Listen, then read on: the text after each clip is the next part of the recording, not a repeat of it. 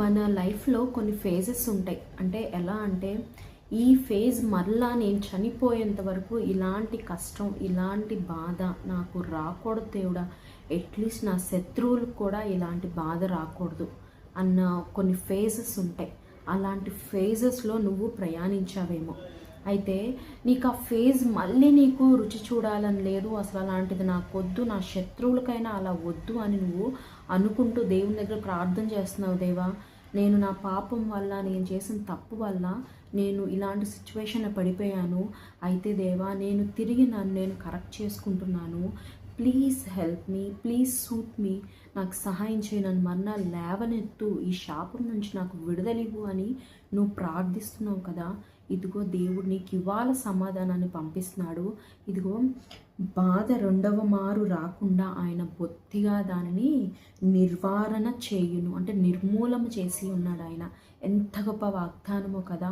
నువ్వు దీనికోసమే కదా ఏడుస్తూ ఉన్నావు. నువ్వు ఎవరైనా సరే ఎలాంటి సిచ్యువేషన్లో ఉన్నా సరే దేవుడు నీకు ఇస్తున్నాడు. నీకు కలిగిన బాధ రెండవ మారు రాకుండా బొత్తిగా దాన్ని ఆయన నివారణ చేసి ఉన్నాడు అని చెప్తున్నాడు.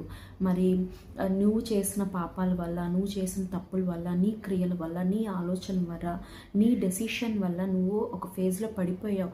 ఎలా అంటే ఇంకా నీకు ఎవ్వరూ లేరు, నీకు ఆశ్రయదుర్గం ఎవ్వరూ లేరు, నీ చుట్టూ ఎవ్వరూ లేరు, నీకు సహాయం చేసే వాళ్ళు ఎవ్వరు లేనప్పుడు ఒంటరిగా నువ్వు మిగిలిపోయావు. ఆ సిచ్యువేషన్ అసలు బయటకు వస్తానా రానా, నా గతి ఇంతేనా, నేను అబాండన్ చేయబడ్డానా అన్న స్థితిలో నువ్వు ఉన్నావు ఒకప్పుడు. ఇప్పుడు కూడా ఉన్నావేమో. కానీ దేవుడు అంటున్నాడు, నేను అట్టి శాపం నుంచి నేను నిన్ను విడుదల చేస్తున్నాను అంటున్నాడు. మరి నువ్వు ఒక అనారోగ్య సమస్యలైన ఫేజ్లో పడిపోయావేమో. కంటిన్యూస్గా ఇదిగో ఇది బాగాలేదని చెప్పారు, వెంటనే మళ్ళీ ఇంకో టెస్ట్ చేసి దానికి రిలేటెడ్గా ఇది కూడా బాగాలేదు, దీనికి కూడా మెడికేషన్ వాడాలి, దీనికి ఈ సర్జరీ పడుతుంది, లేదా ఈ హార్ట్ ప్రాబ్లం ఉంది, ఈ లివర్ ప్రాబ్లం ఉంది, ఈ కిడ్నీ పరీక్ష బాగాలేదు.